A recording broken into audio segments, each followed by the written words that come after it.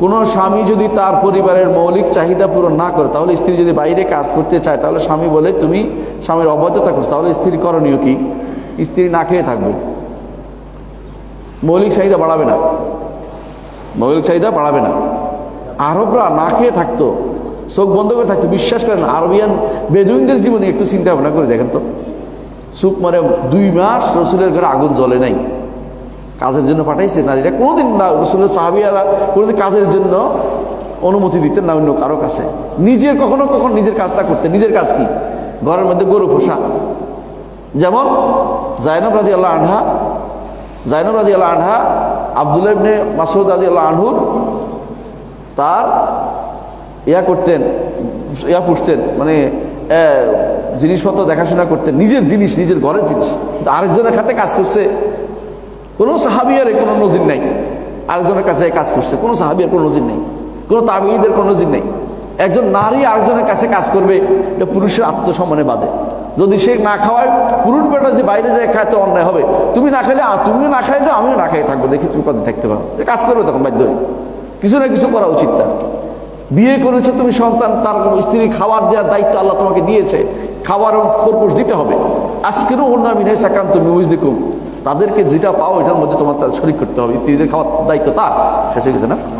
হ্যাঁ, আচ্ছা। বাংলা খুতবা চলাকালীন কি রসুলের উপর দুরূদ পড়া যাবে? বাংলা খুতবা তো আমরা দেই না, কেউ দেয়? বাংলা খুতবা দেয়া বেদাত। বাংলা খুতবা বুঝেন কিনা? আমাদের সমাজে প্রচলিত আছে বাংলা খুতবা বলে, আমরা যেটা দিই বাংলা খুতবা, এটা বাংলা খুতবা না। আমরা খুতবা আরবিতেই দেই, আরবিতে বাংলা ঢুকাচ্ছি, এটা খুতবার অংশ হিসাবেই। এখানে কোনো অতিরিক্ত কিছু করা যাবে না, একদম শুধু খুতবা শুনতে হবে কান লাগিয়ে। কথা বুঝছেন কিনা? এটা খুতবা হুকুমের ভিতরে পড়ে, এটা বাংলা খুতবা বলা যাবে না। বাংলা খুতবা কারা দেয়? যারা বসে বসে দেয় ওরা বাংলা খুতবা দেয়। এটা 3 নম্বর খুতবা, যারা বেদাত করে। আমরা প্রথমে শুধু আরবিতে দেই, তারপরে বাংলা দেই। কেন? মানুষ বোঝানোর জন্য। এটা অন্য ভাষাতে যাচ্ছি। হানাফিদের নিকট সুবহানাল্লাহ বললে খুতবা হয়ে যায়, সেখানে আমরা আল্লাহ কি বলছি, আমি ইন্নাল হামদালিল্লাহ বলতে বলতে কোরআন আয়াত পড়ে আর কিছু বলে, তারপরে তাকওয়ার কথা বলে, তারপরে আমরা বাংলা কথা বলতেছি। আমাদের খুতবা তো বহুত আগে হয়ে যাচ্ছে। খুতবার মূল অর্থ রাখা হয়ে গেছে, এরপরে যেটা সেটা শুনতে হবে, এখানে কোনো কিছু পড়া যাবে না। এটা কি বলা যাবে যে একজন কাজ করুক আর না করুক, তার ভাগ্যে যে রিজিক লেখা আছে উনি সেটা পাবেই? না, এটা অবশ্যই সত্য, তার যে রিজিকটা সে পাবেই, এবং কাজ না করলে পাবে না ওইটাও লেখা আছে। পার্থক্য বুঝছেন তো? মানে সে যে পাবে না ওইটাও লেখা আছে। কাজ করলে কি পাবে, কাজ না করলে কি পাবে ওইটাও লেখা আছে। কিন্তু কোনো কিছু নেই, অনির্ধারিত নেই। আমাদের সমাজে আছে নির্ধারিত, সবই নির্ধারিত। কুল্লু সগীরিন ওয়া কাবীরিন মুস্তাতার, ছোট বড় সব লেখা আছে। আপনি কি কাজ করবেন না করবেন সব লেখা আছে। কিন্তু কাজ না করাটা অন্যায়। যার সামর্থ্য আছে কাজ করতে, রাসূলুল্লাহ সাল্লাল্লাহু আলাইহি ওয়াসাল্লাম কাজে করতে শিখিয়েছেন। এমনকি তিনি কি করেছেন, কাউকে বেকার বসে তিনি পছন্দ করতেন না। জি আচ্ছা, জি। কোনো ব্যক্তি জান্নাতের আমল করতে চায় কিন্তু তাকদীর তার উপর প্রাধান্য পাওয়ার কারণে পরবর্তী জাহান্নামে যায়। কিন্তু আমরা তো জানি যে আমাদের কর্মের কারণে আমরা জান্নাত লাভ করব। তাহলে উপরে হাদিসটির তাহা অর্থ কি দয়া করে বলবেন? আমাদের কর্মের কারণে যাব। বুঝে আসছে কথাটা?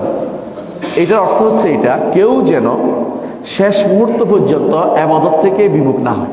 এটা উদ্দেশ্য। এটা যেই ব্যক্তি জীবনের শেষ মুহূর্ত পর্যন্ত আল্লাহর ইবাদতে কাটিয়ে দেবে, অহংকারী হবে না, সেই ব্যক্তির জন্য এটা নয়। এটা ওই ব্যক্তির জন্য যে ব্যক্তি কিছুদিন ইবাদত করছে, এরপর মনে করছে কম করছে, কি শয়তানের মতো। শয়তান তো বিশাল ইবাদত করছে না, এরপরে এখন কি করে না, বুঝেন না কথাটা? তো ওই ব্যক্তির জন্য এই হাদিস, যেই ব্যক্তি আসলেই প্রথম দিন থেকে যে ইবাদতগুলি করেছিল, এগুলিতে 2টা অর্থ। একটা হচ্ছে সে প্রথম দিন থেকে ইবাদত, এগুলিতে ইখলাস ছিল না, এগুলো লোক দেখানো ছিল। আরেক ব্যক্তির জন্য এটা, যেই ব্যক্তি এই কাজগুলি নেক আমল করেছে কিন্তু শেষে এসে নেক আমল ছেড়ে দিয়ে অহংকারী হয়ে গেছে। এই জন্য শেষ মুহূর্ত পর্যন্ত বিনয়ী থাকলে আল্লাহ তাআলা কাউকে কোনো তাকে শাস্তিতে, তাকে ঈমান থেকে হরণ করবেন না। অহংকারী হলে শুধুমাত্র এটা হবে, এটা মনে রাখতে হবে। এই জন্য আমাদের আমলটাও আল্লাহ তাআলা আমাদের তাকদীরে লিখেছেন, আমরা কি আমল করব। এইটা নয় যে আমল করতে থাকলে আমি জান্নাত পেয়ে যাবো, এটা হলো আমলটাও তো তিনি লিখেছেন কি আমল করব।